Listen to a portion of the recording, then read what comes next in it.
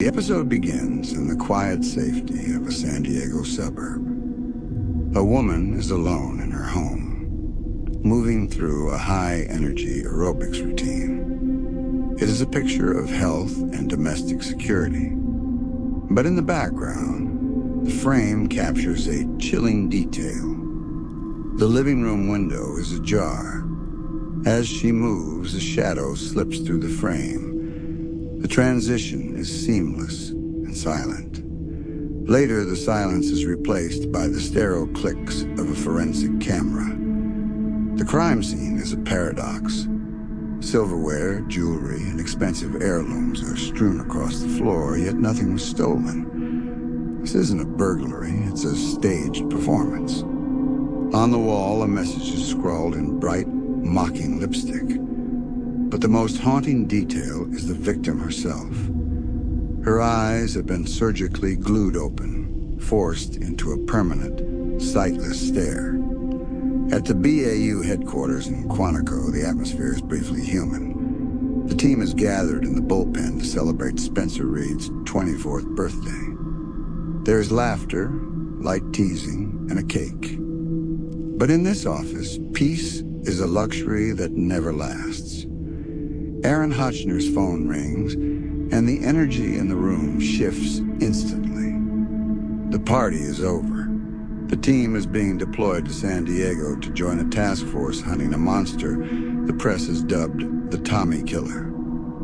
As they board the FBI jet, the team deconstructs the moniker.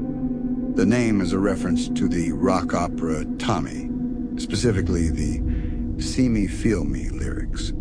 Because of the killer's signature of gluing eyes open. Reed theorizes that the Unsub is a narcissist who wants to be seen, but Gideon corrects him. It isn't about being seen. It's about the victim's terror. He wants them to be unable to blink, unable to look away from their own death. The forensics reveal a brutal process. The victims are strangled with a thin, professional-grade wire. Their mouths are taped shut to ensure the only sound in the room is the killer's voice. Hotchner begins to read the lipstick message left at the latest scene, but Reed finishes it from memory. It is a stanza from a 7th century ballad, a dark dialogue between a woman and death. Fair lady, lay those costly robes aside. No longer may you glory in your pride. This suggests a killer who is literate, perhaps even poetic, but deeply misogynistic. While the team analyzes the text, the cycle repeats. In a sunny backyard, another woman picks a lemon from her tree. She is being watched. The Tommy Killer is already ahead of them. The investigation takes a turn when a call comes in.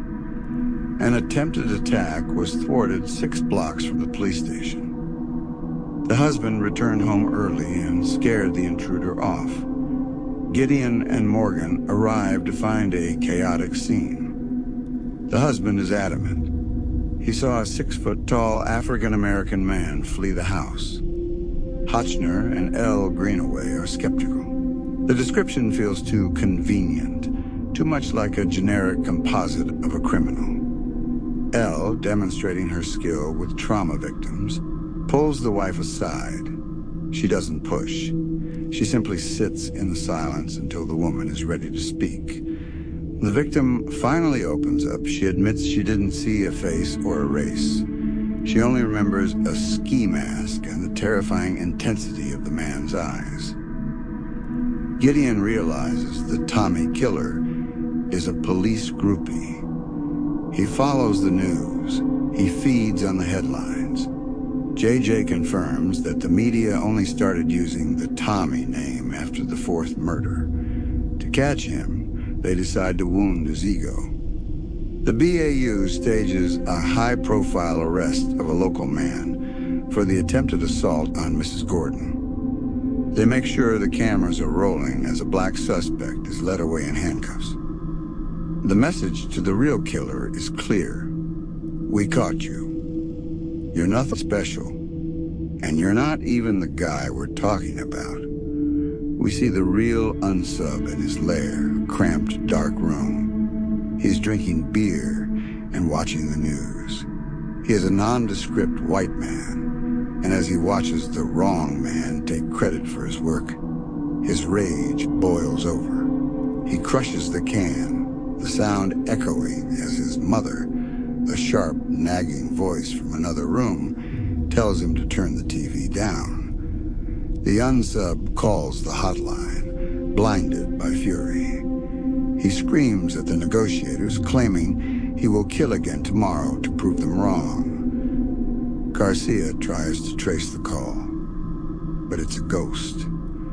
The call is being bounced through substations with surgical precision. While Reed and Morgan stake out the phone substations, Gideon returns to the crime scenes.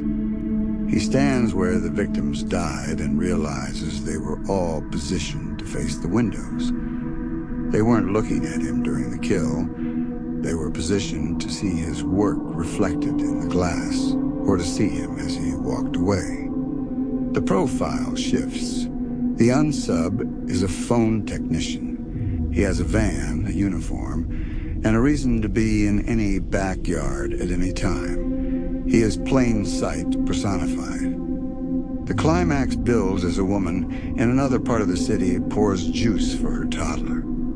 She turns around and freezes. A man is sitting at her kitchen table, calmly feeding her child. This is Franklin Graney. Gideon arrives at the house, noticing an open gate. He hears a child crying. In a rare move of desperation, he enters without waiting for backup. He finds Graney upstairs, pinning the woman to the bed, a gun pressed to her head. Gideon doesn't use a tactical approach. He uses a psychological one. He tells Graney that if he pulls that trigger, Gideon will ensure the media never mentions the Tommy killer again. He will be erased. He will be a no-name loser who died in a bedroom. Graney's narcissism is his undoing. He wants the infamy. He agrees to surrender, but only if Gideon promises to tell the world who he really is.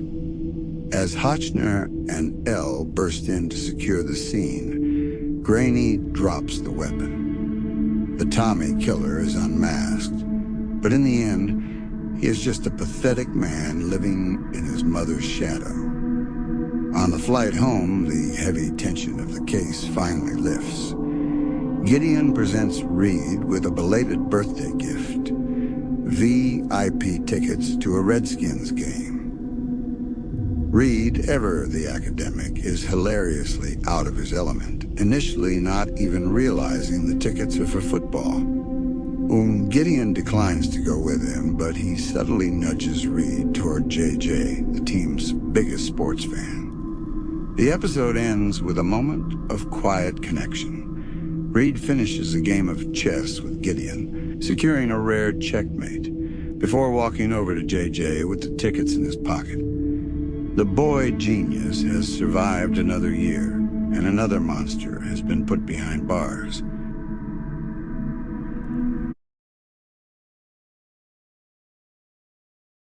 French poet Jacques Rigaud said, "Don't forget that I cannot see myself, that my role is limited to being the one who looks in the mirror." Rose Kennedy once said, "Birds sing after a storm. Why shouldn't people feel as free to delight in whatever sunlight remains to them?"